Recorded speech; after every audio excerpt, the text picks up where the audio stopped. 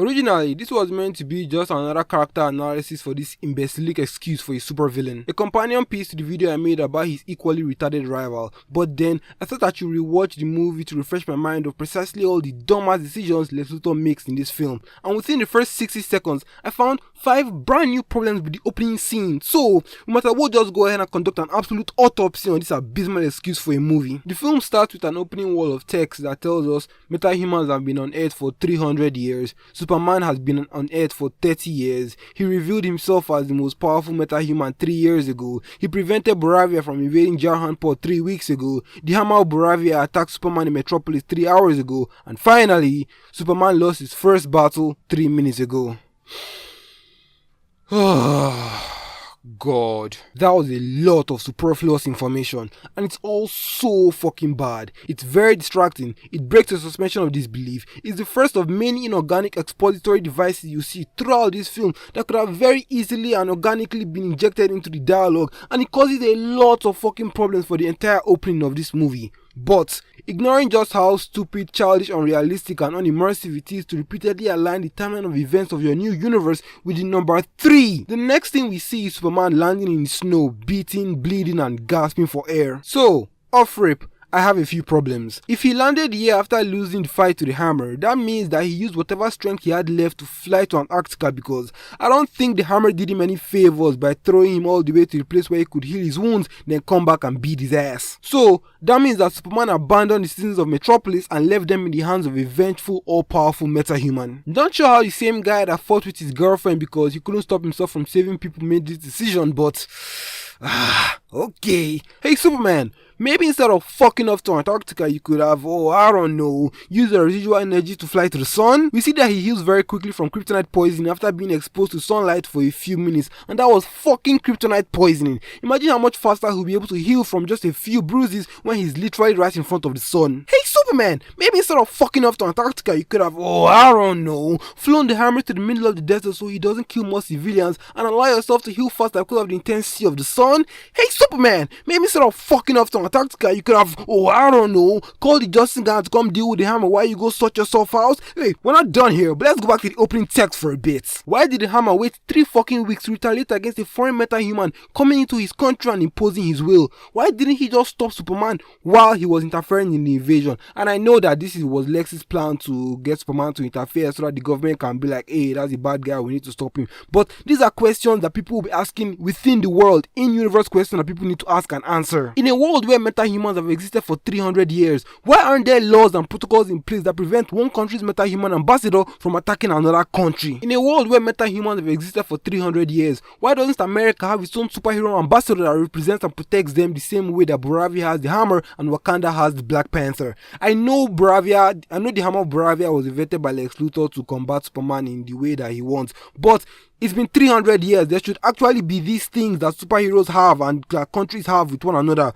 Superheroes and countries should be working together the same way Lord Industries is working with the Justice Gang. These are things that should be established. 300 years of world building and nothing to show for it. The fuck? And this question goes directly to James Gunn. James, why the fuck are you opening your Superman movie with a shot of the most powerful metahuman on Earth bleeding and calling out to his dog for help? BVS was a piece of shit film, but at least Zack Snyder needs to make Superman bleeding a significant event within his narrative. You're telling me that 2 Kryptonians have been fighting to the death in Metropolis for 3 hours and it doesn't end up looking like the finale of Man of Steel?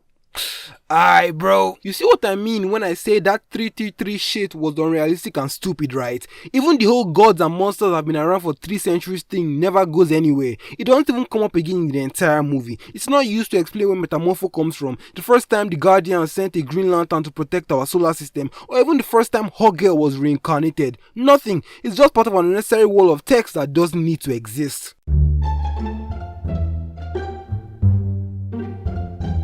I genuinely hate this dog so much, bro. I like dogs, I like babies, I like puppies, I like girls, I like kids, I like dogs, I like pets, I like animals. But this fucking dog, bro, fuck. It's such an annoying inconvenience, and the fact that Superman can't control his fucking dog makes me respect him a whole lot fucking less. And I didn't have any respect for him to begin with, so this dog is not doing you guys any favors. I don't know if this is a criticism or not, but Where did Crypto come from? The fortress is fully submerged when they get there, so where was Crypto running from when Superman called him? Let me know in the comments, maybe you guys can figure it out.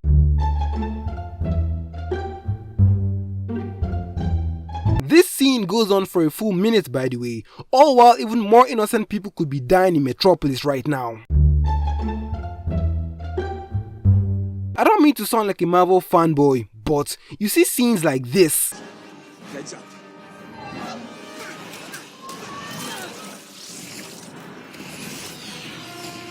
And the description is Spider-Man in his comic accurate Iron Spidey suit, holding the completed Infinity Gauntlet, riding Thor's hammer from the past that was thrown by Captain fucking America, and immediately you get filled with so much fucking hype, bro. But then you see this scene and the description is Superman in the opening scene of his introductory movie being dragged across the snow by his dog because he's too weak to walk by himself after he used his last bit of energy to abandon the citizens of Metropolis while a foreign meta-human was attacking the city. How do you see that and not immediately get depressed as a die-hard comic book fan? I don't know if you're sad, but I definitely am. They get to the fortress, the automatons rush to pick up Superman. He thanks them. One of them says there's no need because they don't have any emotions. He introduces Superman to a new robot. He looks at her and she immediately gets excited because Superman looked at her. I honestly have no idea if that was supposed to be a joke or if it's a blatant contradiction. I really do not know. The main automaton, we'll call him 4, continues talking and proceeds to deliver all this exposition about the message that Superman's Kryptonian parents sent to him, how he listens to it all the time because it soothes him, and how part of the message was damaged upon arrival, so they don't have the second half of the message. Now, the excuse for all this egregious exposition is that the new girl, we'll call her 12, doesn't know this information and therefore has to be caught up to speed. But that doesn't make any fucking sense because upon her creation, you could have just very easily downloaded all the necessary information into her brain. She's a robot designed to serve, not a human intern that needs to learn the ropes. Why are you pretending to give all this information that she already knows? Also, the robots don't make a big deal about the fact that they are seeing Superman wounded and beaten for the first time. They don't ask any questions about what happened or who did that to him. They just take him into the chair like it's a regular Thursday when we're led to believe that this is supposed to be a significant moment. Yet another superfluous part of that giant wall of text that doesn't need to exist and doesn't mean anything. It's so dumb that Superman, the most powerful meta-human on Earth, is in pain because his sun rays are too intense for him to handle. Are you a fucking ant or are you the man of steel? Why are you shouting like this?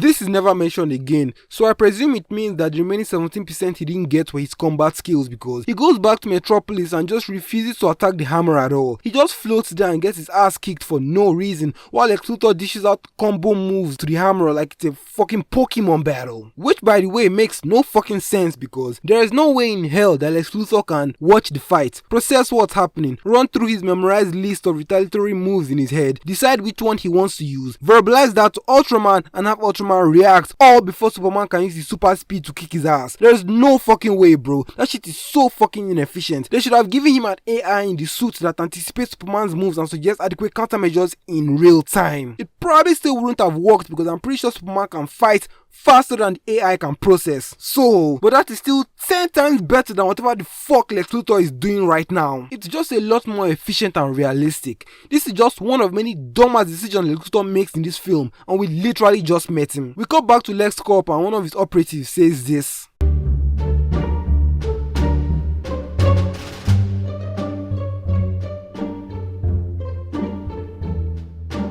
Yes, because it's perfectly normal and organic for co-workers to expositorily narrate and regurgitate information to one another that they already fucking know. And it's not even good exposition because it implies that the hammer was reacting to Superman's moves.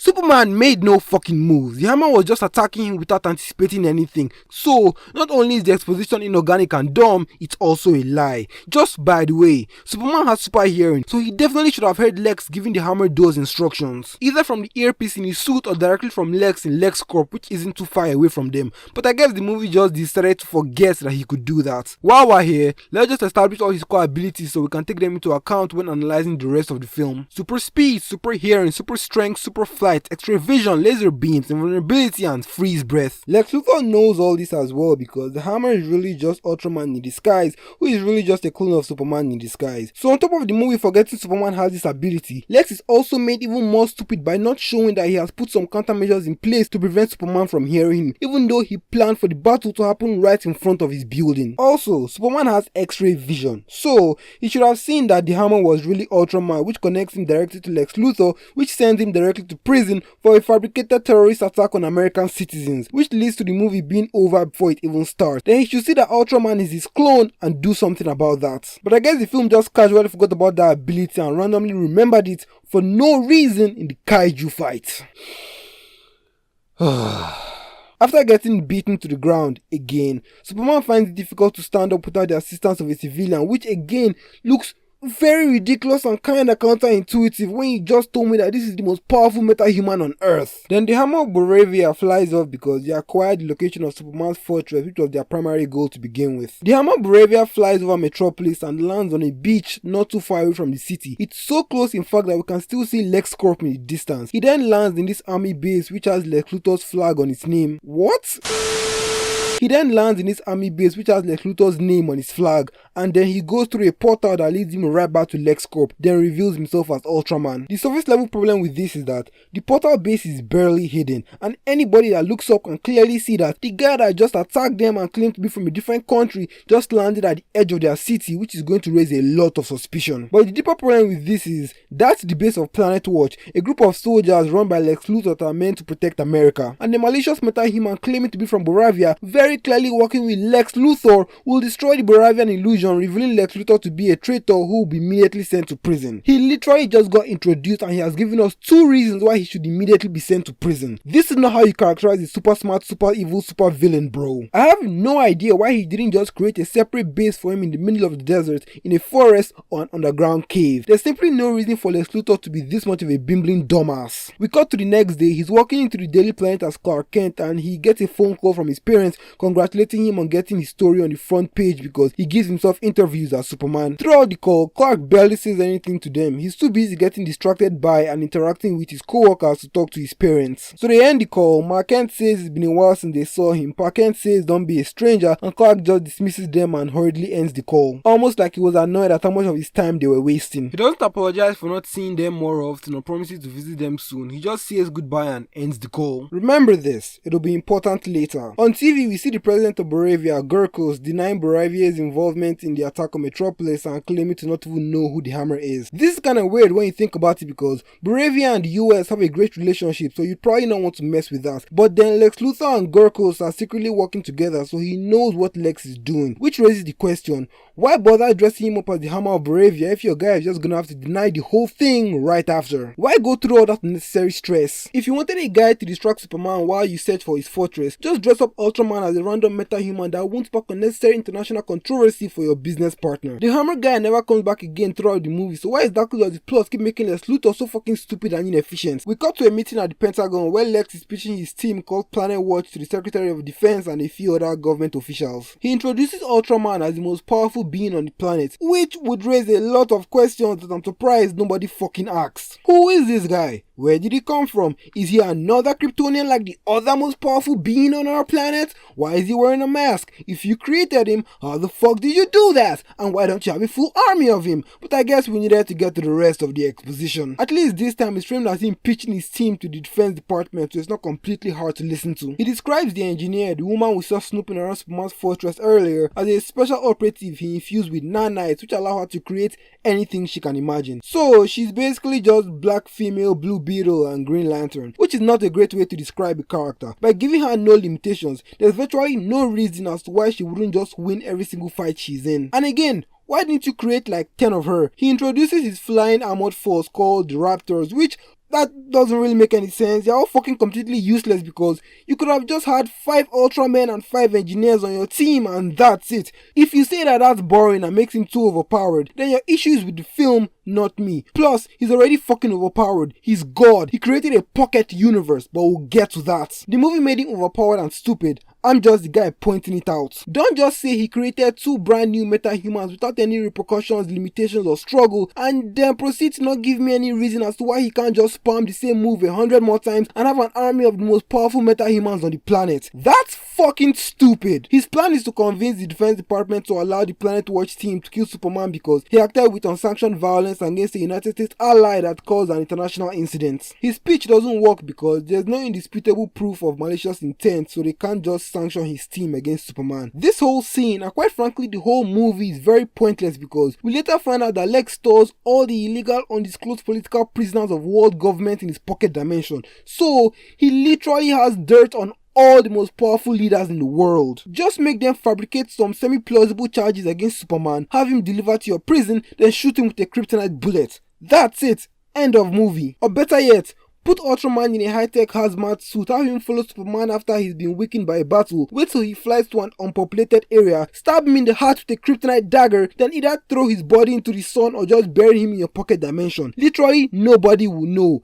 You could even put Ultraman in a Superman suit and record him flying away so it looks like Superman abandoned the planet. Or just have him pretend to be Superman for as long as you want, so now you have full public control over the guy you envy and you can literally make him do anything you want. Do you see what I'm saying here? You can't just make Lex Luthor this all-powerful being that can literally move mountains and then make him the dumbest man alive for the sake of progressing the plot. After, we see Clark in Lois's apartment making dinner. She walks in, asking what he's doing, and he says, and I quote, 3 months ago, we had our first date. Which in and of itself is not an expository line. If you had grabbed her, gave her a kiss and said, happy 3 months anniversary, that would have been good. But he says, 3 months ago, we had our first date, which is not a normal way to talk and is also very clearly a continuation of the 333 opening expository wall of text bullshit that James Gunn did at the beginning. It's so bad, so robotic, and immediately destroys your suspension of disbelief because now our main character is just another very obvious metatextual expository device. She then gives him shit for giving himself so many interviews, so he agrees to let her interview him right there as Superman. She immediately opens with his interference in the invasion of Jarahanpur, and at this point in time, all the important information in the opening wall of text has been organically communicated within the movie. So, why the fuck was that shit there to begin with? She goes on to ask him about his specific actions in Boravia, and he just casually admits to torturing and threatening the president of a foreign nation on the spikes of a cactus in the middle of the desert. So, I guess Superman is Omni-Man now. Cool. They get into a heated disagreement. Lois does a good job of being a reporter by pressuring him on the political ramifications of his unsanctioned international actions, and Clark doesn't care because people were going to die. That's all great stuff. I like it when my Superman cares about saving innocent lives. At least he does right now. But what I don't like is the fact that Superman doesn't know how to stay calm in an argument. It's so crazy that he's the only one raising his voice right now. I shouldn't be more calm, relaxed and composed in an argument with an irrational woman than Superman is when he's talking to his girlfriend. That don't make no sense, bro. All he needed to do was listen to her very reasonable arguments and at the end, simply say, I did what I did because people were going to die. I'm willing to have a sit down with the government about my actions and figure out a more symbiotic way forward, but I will always prioritize saving lives of innocent people. That's it. End of discussion. Superman is 30. A 24-year-old comic book movie nerd from Nigeria should not be more masculine and stoic than fucking Superman. That's actual blasphemy. On my first watch, I didn't like Lois because she seemed a bit too antagonistic in this scene. But now that I'm watching it again, she's just being rational and Superman is the one being overly emotional, which is making her look a lot more antagonistic than she actually is. With how dialed up and exaggerated all his reactions are, you'd think she was poking him in the neck with kryptonite or something. They talk about his origins, the message his parents sent with him to Earth and why it's so important to him. He literally says it's the reason he does what he does, so he cherishes it more than anything. 1. That completely nullifies the need for that clunky ass exposition from 4. And 2, it further alienates him from his Earth parents. You can't say that a broken half-translated message from people you never met is more valuable to you than the actual memories you share with your Earth parents. The people that actually raised you and instilled you with values and moral characteristics. Doesn't really make any sense. But again, remember this, it'll be important later. She asks him about social media. He says he's too busy to pay attention to it, which is good. Then he immediately, audibly and visibly gets very upset when she mentions hashtag super shit. So now, Superman is also a liar. Great. He then starts walking away and says the interview is over as he packs up his stuff. Lois says this is what he always does. So Superman is also canonically an emotional baby that doesn't know how to handle conflict resolution with his girlfriend. That guy is the leader of the Justice League? Okay. They have a mini fight and he leaves. We cut to Antarctica where the engineer leads Lex to Superman's fortress. She inquires as to how they are going to gain access. He tells her not to worry. The doors then open and she starts looking very confused, which makes no sense because there's no way she doesn't know that Ultraman is the clone of Superman. Why would he keep that information from her? They start trashing the place and Superman doesn't immediately show up to stop them, which makes no sense because with all the tech they have access to, Superman should have a device that alerts him when there are intruders in his fortress. So this is just another scene that is broken before it even begins.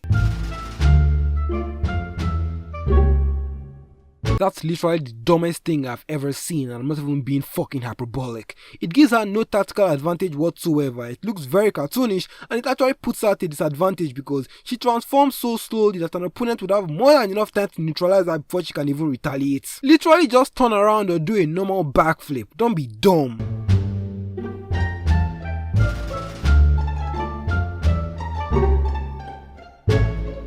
Well, that's one of the worst exposition scenes we've seen so far. He's not even pretending to talk to anybody because nobody is paying attention. He's just monologuing information that everybody knows, including the audience because we still remember the Defense Department scene. We know why you're here. What the fuck are you saying? Why? Also, you have two of them by your side at all times. Are they aware of how much you hate them? Why?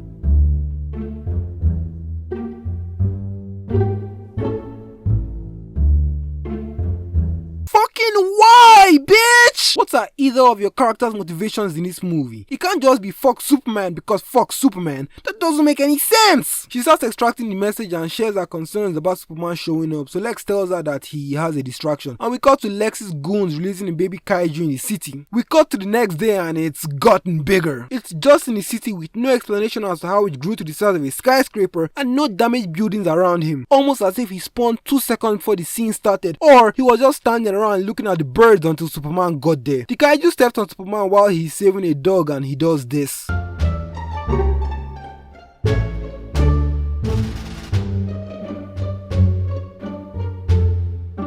I don't know about you guys, but I'm not a fan of my Superman crawling around in the dirt like a child and pointlessly destroying city roads for no apparent reason. He punches the monster in the face, it falls back about to hit a building and he flies around to catch it, saving all the people in the building, which is good. I like when my Superman prioritizes the life of innocent people. His flying looks like shit in this scene though. It looks less like he's organically maneuvering through the air of his own ability and more like he's being carried around via telekinesis while he's actively trying and failing to straighten his body so it looks organic. The Justice Gang comes along. We get an expository introduction scene from a random reporter because why the fuck not? Superman tells Mr. Terrific that he's been trying to find a safe way to neutralize it and take it to some place where they can study it. He immediately ignores him and they all start trying to kill the monster, which isn't great because it's not a good idea to show Superman's teammates openly dismissing him like that, especially not in his first movie. How is he going to lead the Justice League if nobody respects his principles? How are any of the audience members supposed to see him as the next Iron Man if nobody in his movie trusts him as a leader? He saves more people while they keep trying to kill the kaiju because apparently they don't care about civilian casualties, and then when they do kill it, they just let the thing fall on innocent people so Superman has to catch it again. He also doesn't give any real pushback when they ignore his principles. He doesn't stop them from killing it or try to immobilize it in his own way. He just watches them try to kill it while bitching about how there should be a better way to do this. It's also very convenient that all these random civilians were foolish enough to be standing right next to a fucking kaiju just so we can have Superman saving some people. Normal human beings with fully functioning brains would have all run as far away from the kaiju as possible at this point, but okay. We've now established that Superman doesn't like their blatant disregard for life, be it human or alien. Remember this, it will be important later. He again expresses his desire to take the creature to an interplanetary zoo or at least euthanize it in a less painful way, and Green Lantern says this, which is in character for Green Lantern, so that's good. But the compounding effects are not great for the credibility of the leader of the Justice League. All the people gather around the Justice Gang. They make several unfunny jokes about their dumb name and the kids gather around Superman, which is good. But then we see Lex on all the screens in an interview where he reveals the full message from Superman's parents. Apparently, they sent him here to enslave humanity as a ruthless dictator and fuck as many women as possible so that his Kryptonian genetics can live on.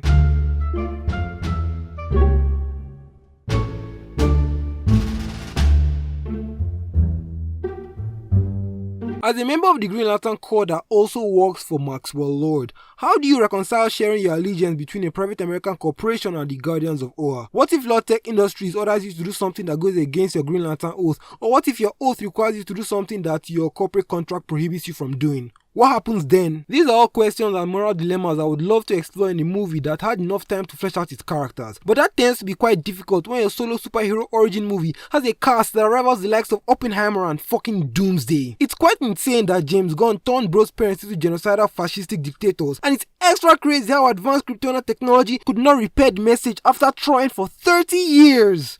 But technology could do it in like what, 5 minutes? And it's really fucking insane that the first half of the message was noble enough to inspire him to be a good person, but then the second half of the message are basically just instructions on how to be an intergalactic piece of shit. So not only is Jor-El a genocidal maniac, he's also a schizophrenic dumbass. The whole world then turns on Superman. We find out that Lex Luthor is working with Gurkos in exchange for half of Jarhanpur. Superman flies to his fortress, finds out Krypto is missing, flies to LexCorp. I know he's called Luthor Corp in the movie, but fuck you, LexCorp is a better name. He flies to LexCorp and embarrasses himself because yet again, he's completely emotionally unhinged while the person he's shouting at remains calm and indifferent. Dude, you're Superman. You have the power to destroy the entire planet if you fucking felt like it.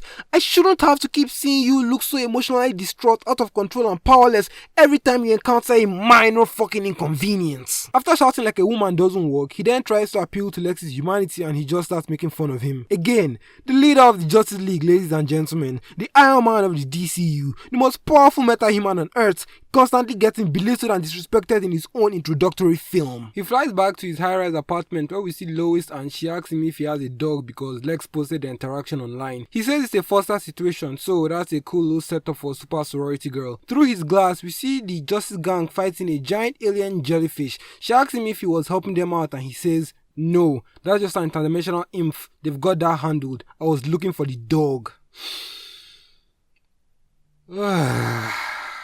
First of all, there's no way in hell Superman will turn his back on a city when it needs him, irregardless of whoever the fuck is handling the situation. We already established that Superman knows and dislikes how cavalier the Justice Gang are with the lives of both the people they are fighting for and the monsters they are fighting. Him saying they've got that handled, knowing fully well that they won't be gentle with the creature and they won't bother saving innocent civilians, is completely incongruent with how he was characterized just a few minutes ago. And also, just casually establishing otherworldly dimensions from which giant space monsters can randomly spawn in the first movie of your new cinematic universe without any serious explanation or ramification is probably not a great idea. But hey, this film hasn't exactly been an infallible fountain of great ideas. And secondly, why isn't Superman dealing with the emotional, ideological and philosophical ramifications of his father, sending him on a genocidal mission to conquer and spread his seed? He based his entire personality and purpose around the words of his Kryptonian parents, and now that he has found out that it was all a lie, he's more concerned with finding his dog. I'm not saying his dog isn't important or worth saving, but is it really a bigger priority than the lives of innocent people or Superman's core character motivation? Before he sees Lois, he sees a missed call from his parents which he immediately ignores, so I guess it's just fuck those guys again,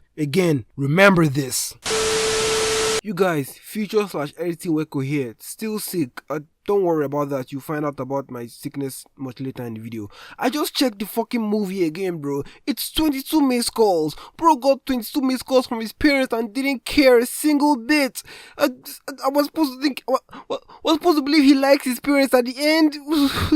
What? You didn't even bother sending a text. You didn't bother returning a call. Oh, I'll call you back. I'll call you guys back later. I'll talk to you guys when I see you. I'll fly and come and talk to you. Your parents are worried about you and you don't fucking care, bro. Okay.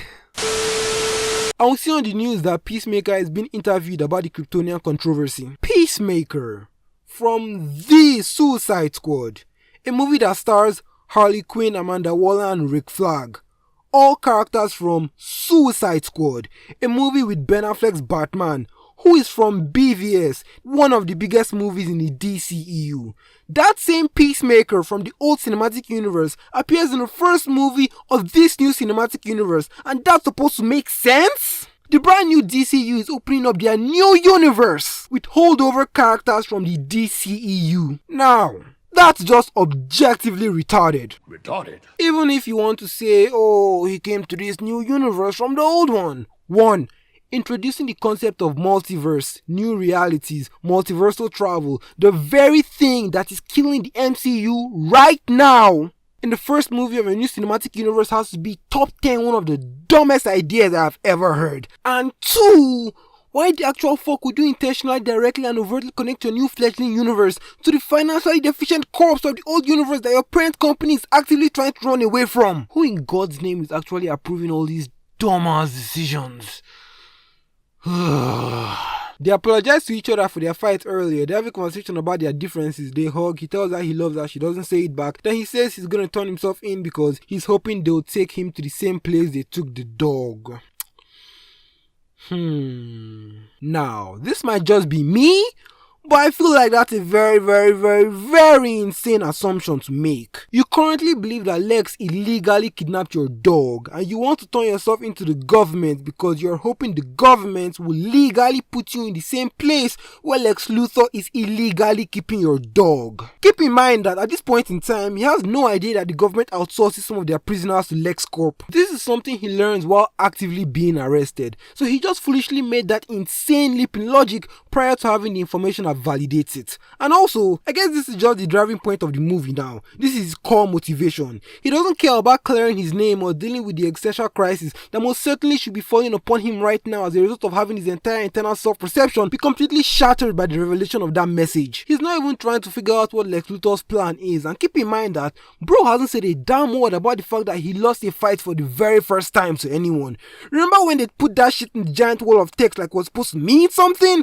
I guess I'm just the nitpicker that thought that shit was going to be thematically relevant in the movie. Nope. None of all that is anywhere near his list of priorities. He just really wants to find his dog. So, he abandons innocent lies, he abandons his public image, he abandons his own sense of self, he abandons his duty to the city, and he makes the most retarded leap in logic that somehow just works out for him out of nowhere, all because he wants to find his dog. Cool. Great Superman movie. He turns himself in, but because he's fucking Superman, the government outsources his incarceration and interrogation to Planet Watch. So he gets sent through the portal and enters a cage with Metamorpho inside. Outside the cage, we see Lex Luthor and a weird alien white Martian looking creature that's steering the platform they are driving on. The origins of this creature is never explained, by the way. Lex just has a random Martian driving around his prisoners. So it's either he has also cracked interplanetary space travel and now does illegal alien trafficking on the side, or he created a creature within his pocket dimension, essentially completing his ascension to godhood. Isn't it crazy how a literal god makes so many monumentally retarded decisions and is so actively bothered by some dumbass that flies around in his underwear? You'd think he'd be a lot smarter with his actions and care way less about an insignificant red and blue alien. They have a little back and forth. Superman asks where they are and Lex Luthor immediately foolishly starts expositing his entire supervillain setup to his arch nemesis. I don't care that you plan to kill him. You don't need to give him a straight answer. You're a supervillain and you hold all the cards right now.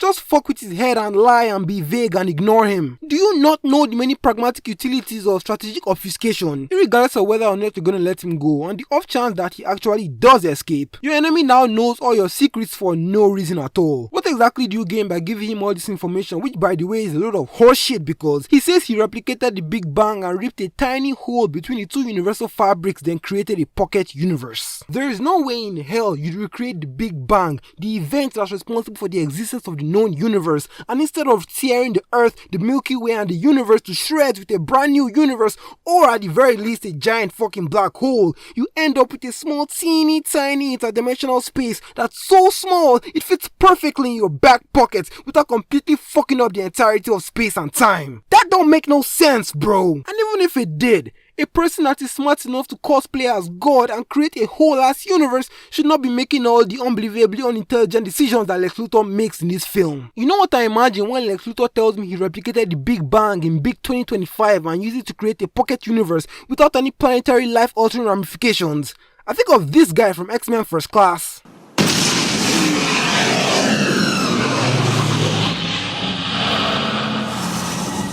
So, unless James Gunn releases the deleted scene of the Luthor doing this shit, I'm not believing a word he says. Also, where are the government agents or officers or officials that are meant to be overseeing his interrogation and monitoring his incarceration? The government wouldn't just hand over a federal prisoner to a private independent corporation and have zero oversight whatsoever. That doesn't make any sense, especially when you take into account the fact that the government doesn't trust him because it was revealed in the Defense Department meeting that he's been selling weapons to Boravia. So, he has a serious conflict of interest when it comes to the objective discernment of Superman and his actions. We got to the Daily Planet where we see that Lois has figured out that Lex Luthor has been giving Boravia ammunition and firearms basically for free, but she doesn't know why and she wants to find Superman. So Jimmy, my favorite character in the movie, texts someone on his phone and immediately finds out that Lex is keeping Superman in a pocket dimension. Now, putting aside how cool it is that Eve is literally dating a super genius multi-billionaire and my main man Jimmy still has her wrapped around his finger.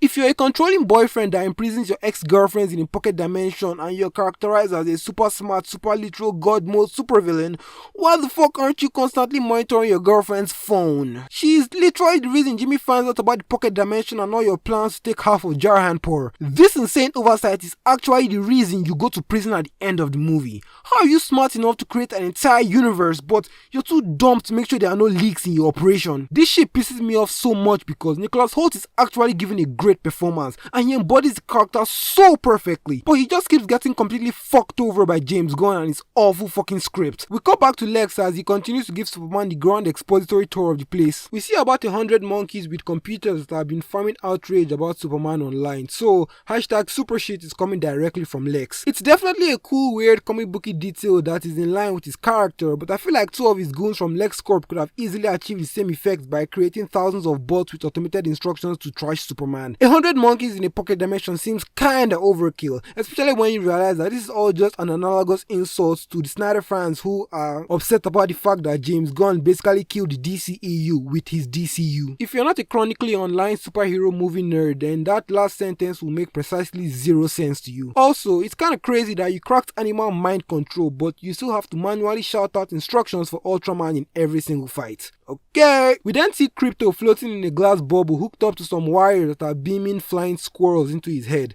I also call bullshit on this as well. With how rough, what, energetic and out of control Crypto is, there's no way in hell he's not gonna fly through that glass in an attempt to actually catch the squirrels. Why would he just keep floating in place like that when there's nothing physically restraining him? It doesn't make any sense. I say that a lot in this video because nothing in this movie makes any fucking sense. We then get to the prison section of the dimension and he introduces it as his private correctional institution. He says most of the spots are rented out to governors that want to keep the incarceration of political agitators private while others have more personal transgressions, and he also keeps his petty ex-girlfriends here. First of all, I'm assuming these governments are paying him to store their prisoners.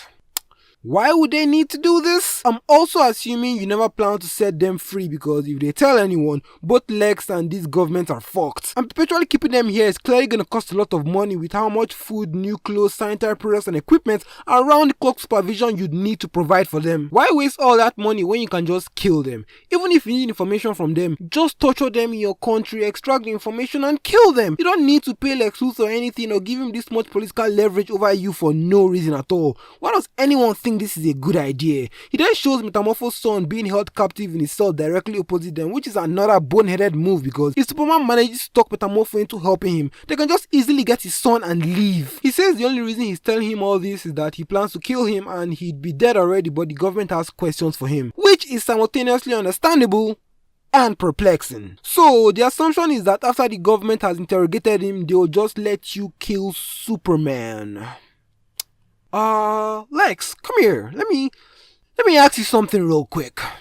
Why, in God's holy name, do you think the government would ever let you do some dumb shit like that? And if your answer is, well, I have them by the balls, you see. I know all your little secrets because I own the closet where they keep their skeletons. Then what the fuck didn't you just have Ultraman kill him at the start of the movie? Why did you go through this elaborate process of getting the government's approval that you clearly don't need if you're just gonna do whatever the fuck you want anyway? You've already been doing illegal experimental shit throughout the movie. Why not just do more illegal and experimental shit? But this time, to Superman! Is it because you read the script and realized the movie wouldn't be longer than 5 minutes if you acted with even a single modicum of common sense? Oh, Okay, yeah, that's what I thought. Jimmy meets up with Eve in an alleyway and convinces her to give him some incriminating evidence on Lex. He foolishly seems reluctant to give her what he wants, considering she can help him save Superman while also taking down Lex in the process, and all she wants is a date. But that's just more of James Gunn foolishly injecting humor into a scene where it's absolutely not necessary. Again, while Lex doesn't track and monitor her every movement at all times is entirely beyond me. I know he uses fucking traffic cameras to watch her. The dude created a fucking pocket universe, bro. Don't defend him. He can do better than fucking traffic cameras. Ugh. We cut back to Superman as he tries to talk Metamorpho into helping him, but presumably out of fear of what Lex Luthor will do to his son, he tells him not to talk to him, and when Superman doesn't listen, he burns his face with kryptonite out of anger. This makes total sense. Prioritizing the life of a child is a very understandable way for a person to behave. Hopefully he remains consistent in this very sensical characterization. We cut to Lois at the Hall of Justice where she goes to go and get the Justice Gang to help her save Superman. They have a little back and forth, but Guy Gardner says helping her save Superman isn't worth the Justice Gang going against the US government. They all agree with him, but Mr. Terrific changes his mind and helps her. Hey, Edison Weko here, still sick, still in the future, getting kinda better. That's good. Just want to chime in. I know some people don't like the fact that Guy Gardner was so cavalier with Superman's secret identity and Mr. Terrific was being a bit weird for bugging all his friends with nanobots, but I feel like those are just very much in character for both of those characters. Guy Gardner is generally known as the dumbass in the comics and in the TV shows, the animated TV shows, so that's okay with me. And I don't know too much about Mr. Terrific, but from what I've seen, he seems like a stoic, efficient, down to business Batman type character, and bugging all your teammates with nanobot GPS trackers definitely sound like something Batman would do. It's just that Guy Gardner and Hawkgirl probably didn't react to that the way you would expect regular people to, and Hawkgirl isn't really a character and Guy Gardner is kind of a dumbass, so it's not really a problem for me, I guess, but I see what people are saying. Anyway, back to the video. I'm getting better. Ooh. But by the time you guys find out about the illness, that will be the start of it, so time travel works in strange ways. We then get another unnecessary joke that goes against the established characterization of a cool character.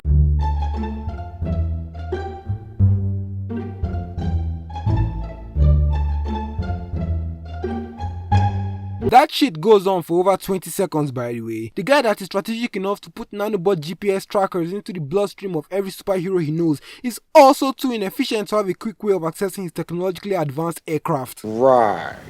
They get in the ship and Lois starts ranting about Superman. She says she doesn't know how she feels about him. They had a fight and she almost broke up with him. Young lady, that fight got resolved and you both then had a wholesome heart-to-heart conversation about each other, at the end of which you hugged him. What the fuck do you mean you don't know how you feel about him and you almost dumped him? But it's okay. This is all just artificial setup for the big resolution end of fight make-out session they have at the end of the movie. Even though their fight was already resolved and the movie just used how to forcefully infuse more conflict into their dynamic for no reason. We cut to Lex as he wakes up Superman for questioning. He has this random civilian that helps Superman stand up after the hammer kicked his ass and he threatens to kill him via Russian roulette if he doesn't answer the questions that the US government has for him. He asks him who he's working with and who raised him as a child. After not answering both questions, the guy dies, Superman cries, Metamorpho also cries, and Lex remains indifferent. He says he'll be back with Clark Kent, the reporter that he always does interviews with, then he leaves. Admittedly, there's some good stuff in here, but there's also a lot of bad. The questions Lex asks are definitely things the government would want to know, even though Lex would already know that Superman works alone after having watched him for 3 years and invaded his fortress. Lex would also know who Superman's parents are, considering at the end of the movie, we know that the footage of Ma and Pa Kent are stored on the computer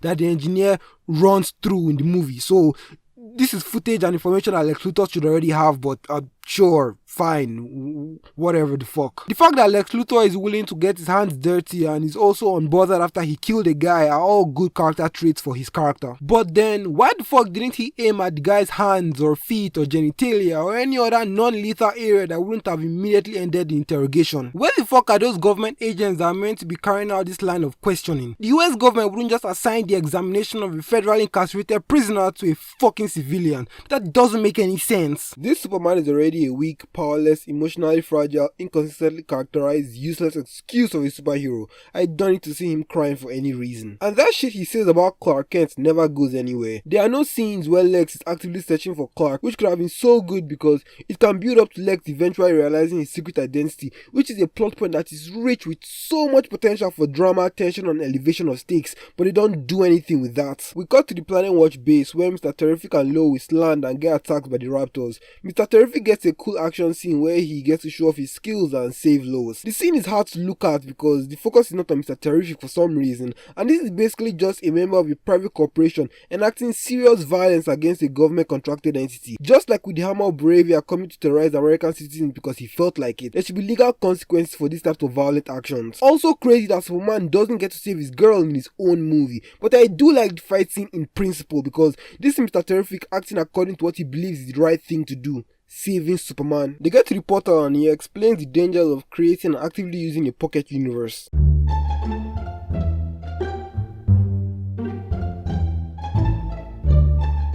Finally, somebody speaking my language. We cut back to a sobbing Metamorpho agreeing to help Superman because he's afraid of Lex Luthor.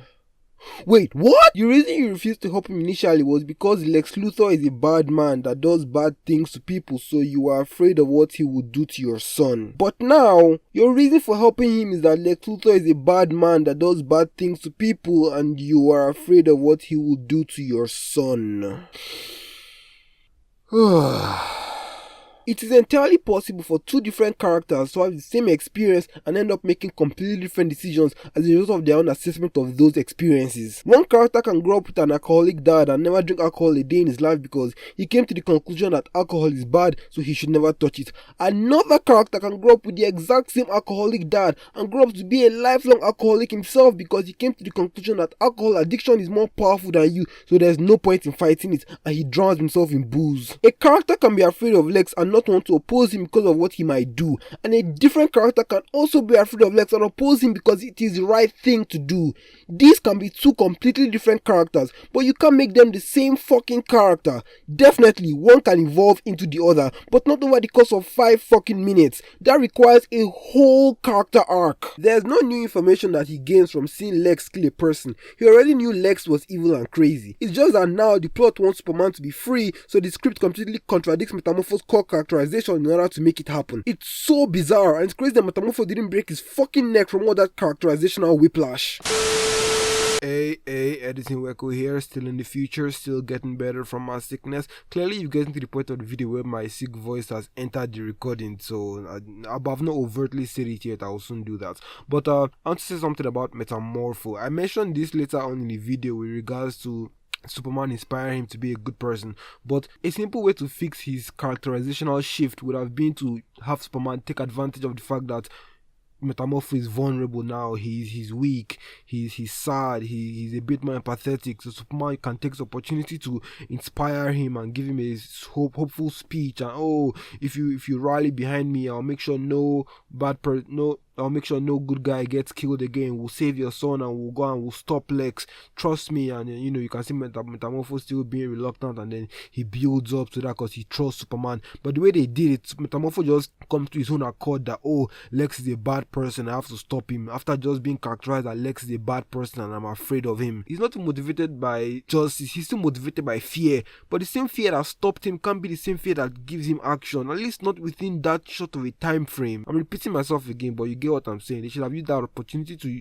have Superman inspire him with hope, but the movie is a piece of shit film. So anyway, back to the back and we're back. Yeah.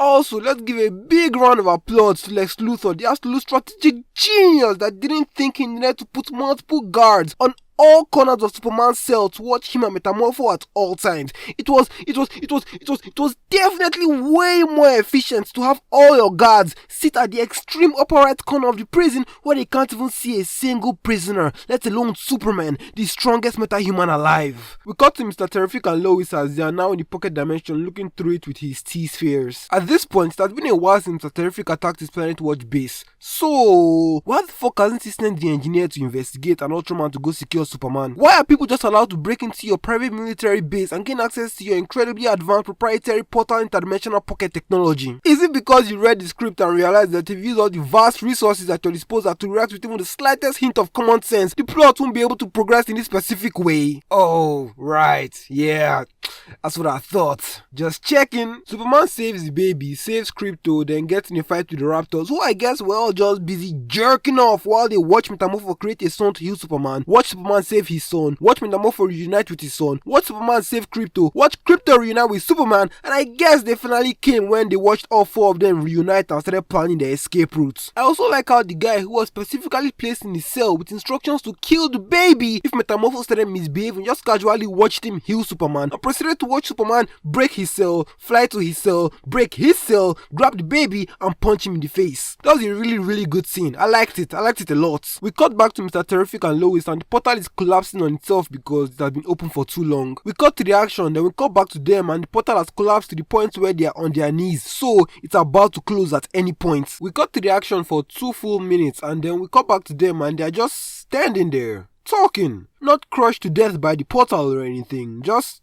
chilling. Almost as if the portal had decided to stop collapsing for the full 2 minutes it was off screen, and now that it's on screen again, it's not even collapsing anymore because they are all just literally talking with no real sense of urgency with regards to the portal that's supposed to be collapsing around them. We cut to Superman and then we cut back to them and now all of a sudden the portal is collapsing again at this incredibly fast rate and they all narrowly make it out of the pocket dimension alive.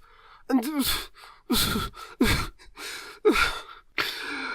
oh fuck, bro.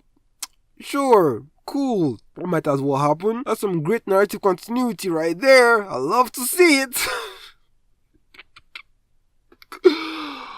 Oh fuck. The plot definitely doesn't just start and stop as it pleases without any sense of internal consistency because that's super convenient for the shit that James Gunn wants to happen in this movie. There's literally no reason for you to believe some unsubstantiated bullshit like that. Going back for a bit, during the fight with the Raptors, Superman ends up falling into a Minecraft river that leads to a black hole and then he calls Crypto for help because Superman forgot he can fly and the plot has a Crypto saves Superman quota that it needs to fill. Crypto gets there and starts licking the baby instead of helping Superman because James Gunn needs to insert another unnecessary joke in a scene where a baby is literally about to die. After he remembers that he's Superman and he gets himself out of there, he connects with Mr. Terrific via T-Sphere and narrowly escapes, once again abandoning all the innocent people in those illegal interdimensional prisons that desperately needed his help. Nice. Once safely on the other side, Superman then conveniently remembers that he needs to go back and save those people after he already abandoned them and didn't think about saving them when they were right in front of him. This is literally the 3rd time Superman abandons a large group of innocent people that need his help in this story, and now the movie wants to gaslight him into thinking that he forgot about them when they were right in front of him and he remembered them when he couldn't see them again after he abandoned them. Yeah, go fuck yourself, movie. Mr. Terrific sees green veins on his hand and is completely confused until Metamorpho says it's kryptonite poisoning. Then Mr. Terrific says he'll heal, but it will take some time. Yeah, what? How did you go from not knowing what the illness was to giving a completely reliable prognosis on the exact same illness you knew nothing about 4 seconds ago? Mr. Terrific stays back to make sure the portal is secure. Metamorpho fucks off with his son and Lois pilots a sci-fi aircraft without any prior aviation training because the controls are easy and intuitive. Right. Ignoring the fact that she should have crashed that ship 3 seconds after she got it off the ground, how the fuck did she know what buttons to push on a fucking sci-fi aircraft that allowed her to gain access to the steering handles? Going back to this guy, it's crazy how Lex Luthor doesn't track down Metamorpho, a meta-human he has under his control, who is so powerful he can create stars and kill Kryptonians, the most powerful meta-humans on Earth. Very crazy how he just let him run free and Lex never bothers looking for him again throughout the whole movie. The fact that there is still nobody here to prevent them from escaping is also insane. We cut to Lex and he's throwing a temper tantrum after finding out that Superman has escaped, which is confusing because I don't understand how foreign enforcers can invade both your military base and pocket dimension, damage your facilities, cause serious bodily harm to your employees, sample with your incredibly sensitive interdimensional technology and commandeer 3 of your prisoners without you getting immediately alerted to the situation. How? Ow! He gets so upset that he throws a pencil at Eve and tells her to leave, even though she did nothing wrong, because the plot now needs her to be upset so she can give Jimmy all the information he needs. Even if Superman's plan was so efficient, he was able to escape without doing things that would have gotten Lex's attention. The moment Lex finds out, he can be upset, but he doesn't need to act like fucking Superman and throw a tantrum. He's God. He made a new universe and put it in his back pocket because he fucking felt like it. He should have contingencies for every possible scenario. Bring back the calm and dominating Lex we got in the office scene and take away this whiny ass clone of Superman. Eve tells Jimmy he has to promise to spend time with her before she sends the information, and Jimmy foolishly starts complaining about how much time she wants to spend with him. My dude, she's about to give you important life-changing information. Give her what she wants and shut the fuck up. Or just lie to her then block her once you get what you need. Do literally anything besides actively making her upset and preventing her from giving you what you want. Don't be dumb. Now that it's convenient to the plot, the script finally remembers that Superman has super hearing, so Ultraman overhears her argument with Jimmy and calls Lex, but luckily she sends the info right before they get her phone. It's crazy how Lex finds out that his girlfriend betrayed him, then proceeds to not track down the person she was talking to and send Ultraman to kill them. He just lets them roam free with information that could put him in prison because the plot needs him to be in prison at the end of the movie. It's also very... I don't know how the movie wants us to think about it, because it is incredibly lucky that she was just randomly taking selfies in front of all this important life-changing information that she could have used to put Lex in prison at the end of the film. Or are we supposed to believe that she was smart enough to strategically play dumb and take pictures and selfies in front of all these important life-changing documents that was going to put Lex in prison, but she was also simultaneously so dumb that she got herself caught by shouting in a closet that was literally 5 feet away from Ultraman and Lex Luthor? Which direction are we meant to go here? Because either way, it's fucking retarded. Lois takes Superman to his parents' house. Pa Kent starts crying because... okay. And Superman starts mumbling about how his parents sent him here to kill and conquer after not thinking about it for the past 20 minutes. I like how Superman just forgets all the things that are meant to be at the top of his priority list and just randomly remembers them whenever the plot wants him to. Lois gets a message from Jimmy about Lex and heads back to the Daily Planet. Lex puts Eve in prison because she was sending sexy selfies to other people behind his back. So the movie essentially made him even dumber than I thought. The great and powerful, super smart, super mega genius, all God mode fucking Lex Luthor wasn't smart enough to decipher that she was sending classified information to a journalist. Alright bro, we got to Lex Corp and Lex is trying to open an interdimensional rift in the city. We got back to the Planet Watch base, which is now filled with people all of a sudden, when the last time we saw it was conveniently empty in order to facilitate Superman's escape. Nice! The dimensional rift opens up and then Lex says this.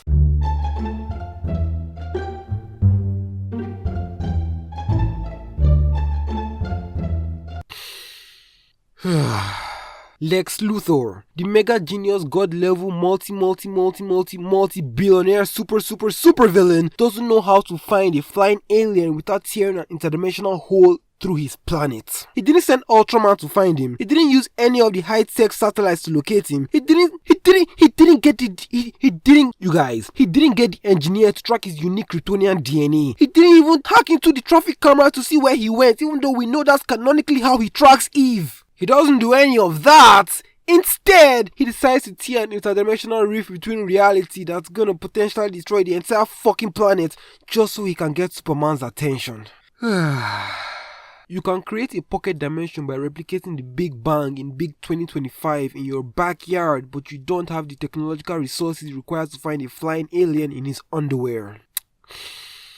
Alright bro, we got to Superman as he wakes up with the sun shining on his face, then within a few minutes he's completely healed. So I have no idea why he didn't just fly up to the sun at the start of the movie. Those magnifying glasses have just been completely rendered useless by this scene. He's sitting outside eating some shit. His dad comes outside. He doesn't even look at him. He just says hey pop under his breath with an indifferent look on his face, almost like his dad is an annoying co-worker that he doesn't want to talk to on his break. Pa Kent then makes him move over because I guess he didn't feel like sitting next to his dad. He starts talking and Superman doesn't even look at him. He just keeps eating with that indifferent look on his face. He tells his dad that the message he got from his parents is bothering him, and he says, what you wanted that message to mean says a whole lot more about you than what anyone meant for it to mean. That's a good line, and it's a nice thing to say to your kid, But it's a complete lie. And the lie isn't from Park Kent, it's from James Gunn. The line implies that the message was always explicitly malicious in nature and Clark, being a good human being, was able to extract the good in it and ignore the bad. But that's entirely false because there was nothing bad in the first half of that message. It was completely good. Clark didn't pull out anything. The good was given to him on a silver platter because James Gunn wrote the first half of the message to be good and the second half to be bad, which is a completely contradictory contrivance that was created because he wanted to do a big reveal in the movie. It makes no sense whatsoever. What happened was Joel explicitly told Clark to be a good person in the first half, then explicitly told Clark to be a bad person in the second half. Joel is a genocidal, confused dumbass, and James Gunn wrote him that way. But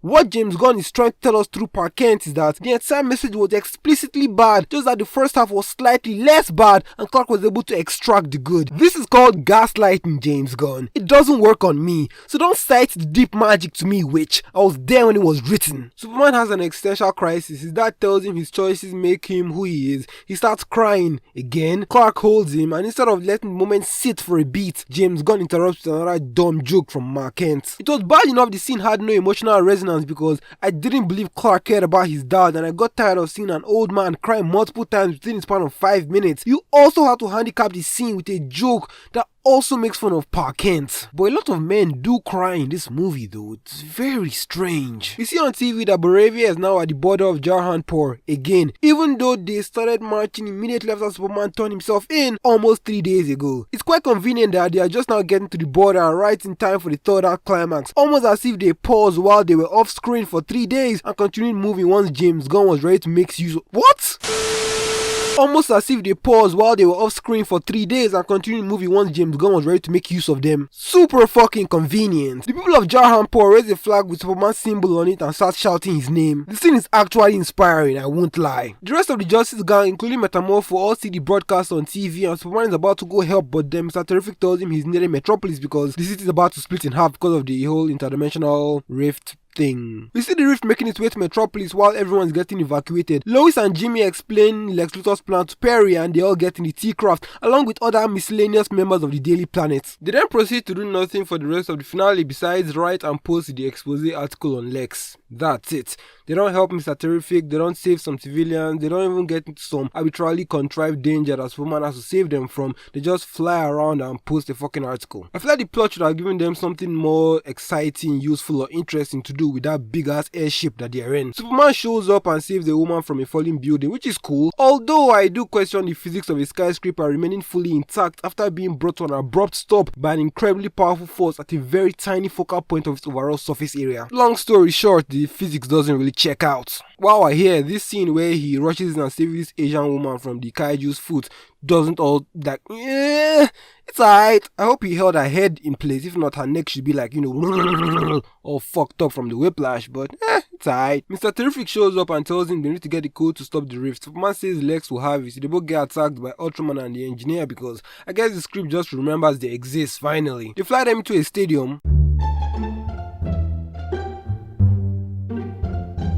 And I'm not entirely sure how Mr. Terrific isn't completely paralyzed after being rammed into the floor at that distance with that speed. He's just a regular human being, right? Lex Luthor does his Pokemon bullshit with Ultraman, but Superman remembers he can fight, so he just knocks him out. The engineer starts attacking him, he lasers her in the face and she doesn't get a single scratch on her, which means either Superman's laser beams now suck ass, or God mode Lex Luthor makes some really durable nanites. Superman tries to tell her it's not too late for them to change and stop working for Lex, which is a good Superman line, but then Ultraman attacks him and he immediately starts using the engineer's body to pummel Ultraman into the ground. Well, I guess Superman is also a schizophrenic dumbass, just like his old man. Cool. Superman gets kicked in the balls by Ultraman, which is also cool. We already have zero respect for Superman in his own movie, might as well kick the little bitch in the nuts as well. He gets blasted to the floor and Lex tells the engineer to fill his lungs with nanites. This stupid son of a bitch then regains consciousness, stands up, watches the nanites flow from her body to the ground, across the field, up his arm, onto his face, and into his mouth. Then he starts panicking and tries to get it off his face. I guess it was one of those rare moments when Superman forgot he can fly away. And then on top of that, the script conveniently also forgets that he has freeze breath. So instead of freezing the nanites before they can get into his lungs, he flies up into space, then drops to the ground, knocking out both Ultraman and the engineer. Not sure why he assumed that they would follow him up up into space or that ramming himself into the earth would deactivate the nanites, but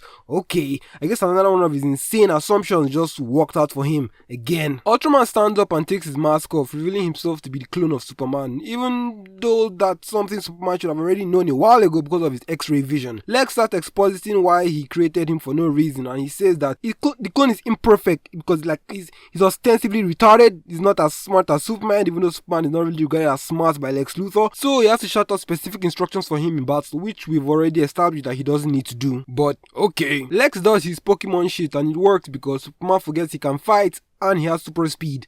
Again, how nice of him to consider Lex's needs. Lex then gets cocky and shouts, while literally using a brainless clone to beat up Superman. Again, Nicholas Holt's performance is amazing. It's just being wasted on a poorly written version of this character. The soldiers start attacking even though they've been at the border for a few hours at this point. The movie wants us to believe that this scene where Lex sends a signal to Gurkles after Superman starts suffocating explains why they hadn't attacked yet because they were waiting for Superman to be immobilized. But that doesn't work because Superman was already busy trying to save the city from the interdimensional rift. He was already distracted, they had no reason to wait. Anyway, they start attacking and Guy Gardner shows up to save the kid that refused to let go of the flag. It would have been cool to see Superman show up and pay off the unwavering hope the kid had in him as some sort of scrappy thematic element for this film, but the way it works out, the entire Boravian conflict could have been easily removed from the movie and the story wouldn't change a single bit. We don't see him stop the first invasion, he doesn't get in trouble with the government until Lex releases the Kryptonian message, and at the end he doesn't go back to Jarhanpur. The only reason this plotline still exists in the movie is to pay lip service to a theme that is abandoned at the start of the movie and then completely contradicted at the end. Guy Gardner shows up and starts walking in the battlefield in front of dozens of soldiers with assault rifles, and none of them even try to shoot him in the head or something. They all just start running away even though they have him completely surrounded and he has no shield protecting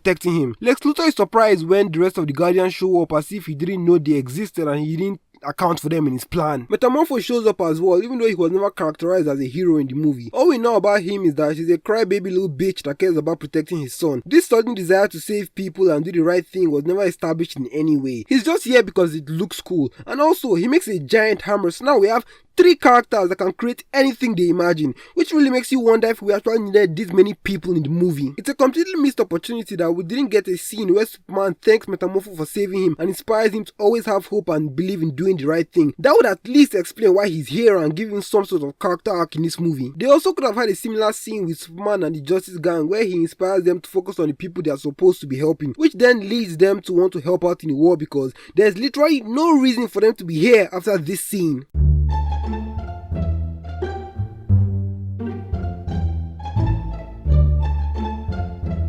Guy just casually changes his mind off screen and we don't get to see Superman convince him to reconsider. He just contradicts himself and now nothing he says ever has any weight again. Even the controversy that sparked as a result of Superman interfering in foreign affairs is now just rendered meaningless because now there are 3 American heroes causing another international incident in a foreign country and the movie portrays it as a very, very good thing. The story presents this question around Superman's actions in Boravia in the first half of the movie, tries to paint him as wrong for doing what he did and needing to face the consequences without ever answering the question of if that was the right thing to do. It never addresses that situation again from a pragmatic or philosophical point of view. And now that the Justice Gang are doing the exact same thing, it's painted as the right decision because it's the end of the movie and it's fun and good versus evil and fuck you, completely ignoring the geopolitical and philosophical implications the movie was so adamant about in the first act with no reasonable resolution whatsoever. Now it's just okay because the movie decided it's time for it to be okay. Also, Hot Girl kills Gurkles.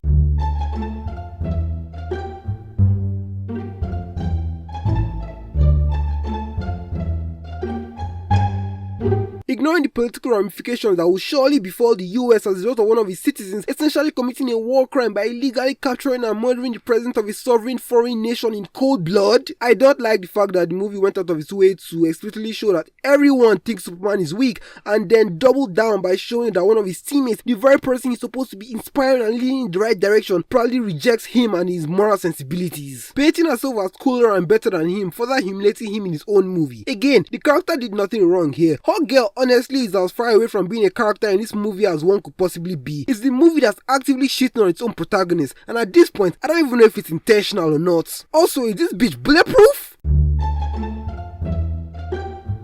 We call back and Luther's expositing about how he created the conflict in Jahanpur just so he would have an excuse to kill Superman. Again, you ain't need to do all that, Chief. Superman says he's driven by envy and Lex starts expositing some more incomprehensible bullshit about his core character motivation because that's how it works, right? Tell via a long-winded inorganic exposition, don't show, and definitely don't you dare subtly allude to it with organic, meaningfully written and well-crafted dialogue. Definitely don't do that. What's wrong with you? I'm not even going to try and analyze what he says because it's literally just incoherent gibberish. Here, listen for yourself.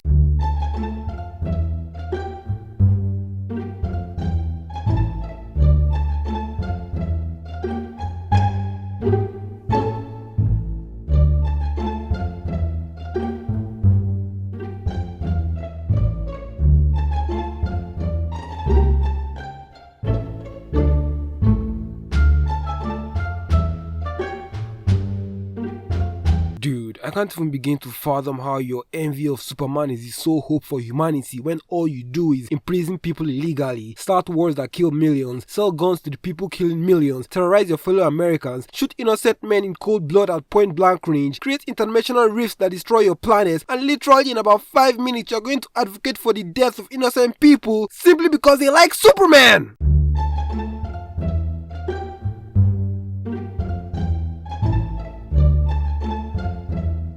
Are you actually crazy? What the fuck are you talking about? And also, you created a pocket universe, created meta-humans, you cloned a fucking Kryptonian, you're literally God, my G! How the fuck would you be envious of anyone? What? What? These goons in his operation station that keep smiling every time Ultraman hurts Superman, do we know why they hate Superman? Are they aware that they're actively trying to kill a very nice man that does nothing but save people and stop wars, while the guy they work for keeps making them help him terrorize their fellow citizens? Do they not have families that they care about in the city? Is there any particular reason as to why they are so happy and excited to be directly involved in the humiliation, desecration and assassination of Superman? At least in Far From Home, mysterious goons were all ex-Stark Industries employees that hated Iron Man for individual personal reasons and believed they were doing the right thing by creating the next Avenger. And in Suicide Squad, Amanda Waller's goons turned against her the moment she went too far. Are these dudes even aware of what they're doing at all? It would certainly be nice to know. Ultraman stops punching Superman, he starts smiling, Lex asks him why he's smiling and he says brain beats brawn. Then he calls for Crypto. I have no idea why they keep referencing this brain beats brawn shit when they both keep attacking each other with mindless brawn. Crypto saves Superman for the 3rd time and destroys all the cameras Lex uses to watch the fight, so now he can't give Ultraman any instructions. That's like the only good thing Crypto does in this whole movie, and even then, Superman could have just destroyed them with his laser vision, so Crypto still doesn't need to be in this fucking movie. I don't like him. He's annoying. Again, I don't know why Lex didn't anticipate the dog coming to help, and I don't know why he's crying like he was just about to kill Superman and Crypto. And I don't know why he keeps crying like he was just about to kill Superman and Crypto interrupted him. You've literally just been fucking around and talking to yourself for the past 5 minutes. Now that Lex can't see shit, Superman decides to remember that he knows how to fight again and he beats up Ultraman. Then the Raptors arrive just in time, even though Lex called them at least 5-10 minutes ago, back when he just knocked out the engineer with that dumbass freefall. Not sure why it took them that long, but alright. One of them shouts, which doesn't make any sense considering the fact that they don't have kryptonite. How do you plan to kill Superman without kryptonite, my dude? Are you dense? Superman then proceeds to kill a bunch of them because you can't tell me that he flung them away like this, blasted the rest like this, they all fell from hundreds of feet in the air and none of them landed on their necks or got lasered directly in the face with heat vision or fell into the rift and was unable to get out before it closed. Nah bro, don't play with me. This is Zack Snyder's Superman all over again. Ultraman attacks him again, takes him to a black hole because I guess there has always been a black hole now for some reason, even though we never saw it in the rift before now. Oh fucking god. So look, if I sound weak, weird and low energy for some reason all of a sudden, I felt sick. I felt sick in the middle of making the video. Oh fuck! But I'm locked in, bro. I'm locked in. Let's get back to it. Ultraman tackles Superman and holds him down by one arm so he can't move, which makes sense. He dislocates his shoulder, so now he can't even use that arm on top of not being able to move from before, which still keeps making sense. This makes sense. Then Superman sees some debris heading towards the black hole, so he throws Ultraman through it and he falls in the black hole. Wait, what? How? Whoa, just time out, bro. Time out. How did he throw Ultraman when he was pinned down, he couldn't move that arm, and his shoulder was fucking dislocated? How? What? Okay, that just happened. Cool, sure, we'll move on. So, Superman just killed Ultraman, right? We all just saw him intentionally take the life of another person, a clone of himself nonetheless, without even being a little bit remorseful, right? We all just saw that. I didn't just make that up in my head, just some fucking fever dream from my current sickness, right? Okay, cool. So this is essentially worse than the Man of Steel situation, but nobody wants to acknowledge it because it's just another John Walker iteration. Captain America spent the entirety of his first movie and part of the Avengers using guns and bombs to kill dozens of bad guys, and he's a good person, right? He's seen as a good person. Captain America is a good guy. Cool.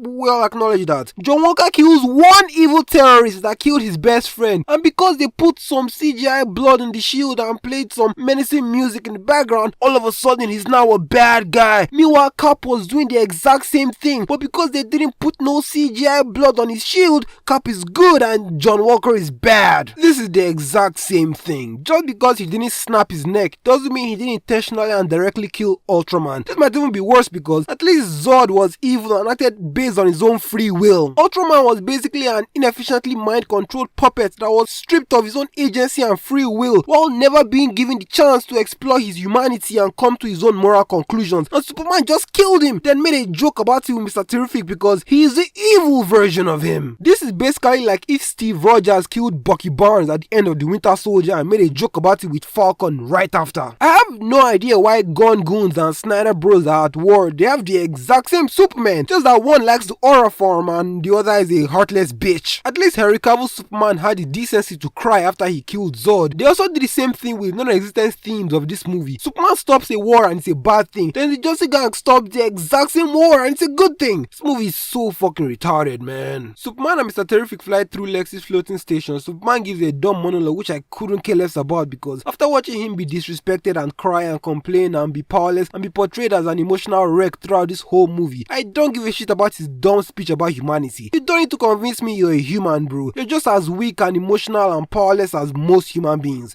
Trust me, I believe you. Lex retorts with some dumb shit about having the government's permission to kill him, even though it's already been established multiple times over that he doesn't need that shit. Then Krypto starts mauling him. With how much physical pain Krypto causes Superman at the start of the film while playing with him, I don't know how Lex isn't dead after getting maliciously attacked by a stubborn superpowered Kryptonian dog. But somehow he only gets a broken arm and a few cuts. The scene even makes Superman look bad because it's another instance where the most powerful meta-human alive and the leader of the Justice League fails to control his fucking dog, and he doesn't even bother saving Lex, knowing fully well the damage Krypto can inflict on him. It's also another instance of James Gunn interrupting a scene with a dumb joke. The news announces all the illegal shit Lex has been doing, even though the article was posted a while ago. Lex starts crying because fuck you. Metamorpho joins the Justice Gang, even though we still don't know why he wants to be a hero. Superman and Lois make out in a building in the middle of a public place where literally anyone could be watching or walk in and see them, which would be very catastrophic because now every supervillain would know Superman's love interest and the authenticity of every single Superman article that Lois publishes will forever be in question. Pretty responsible of both of them to do that dumb shit, but okay. Then outside the building, Perry asks Jimmy how long they've been hooking up and Jimmy says about 3 months. So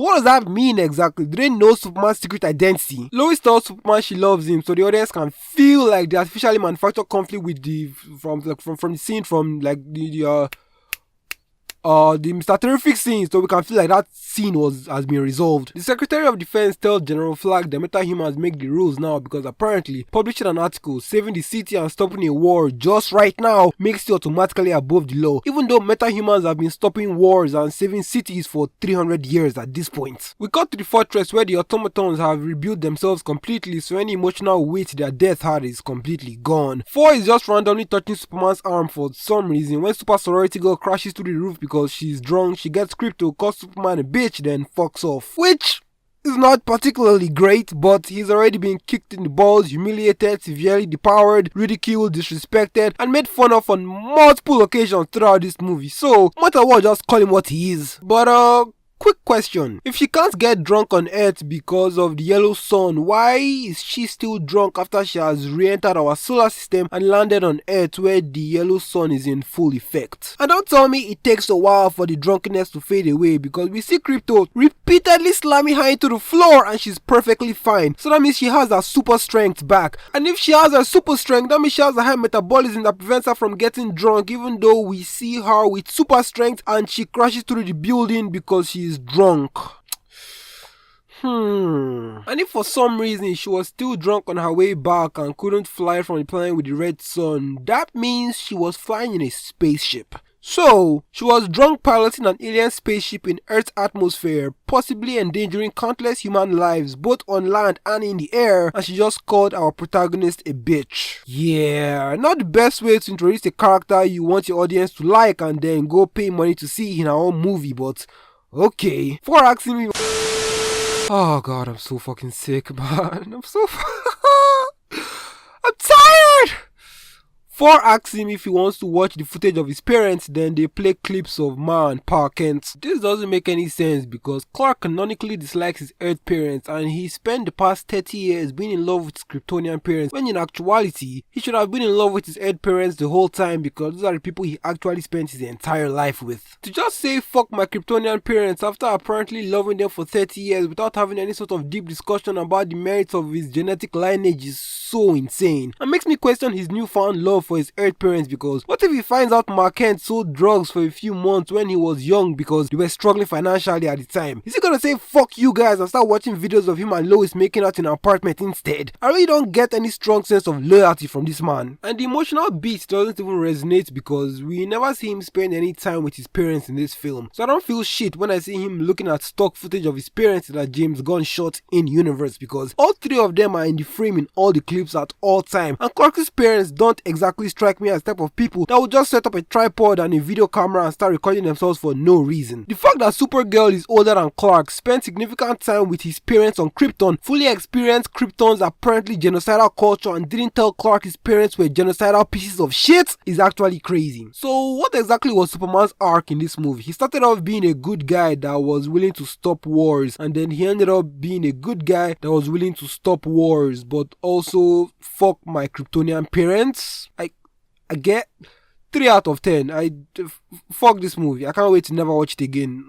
Subscribe to my Patreon for Weko's Echo. That's my Patreon exclusive weekly podcast where I review movies, I answer your questions, and I listen. I react to Reddit stories. Well, this was fun. Subscribe to my Patreon, link in the description, and I will see you guys in the next analysis.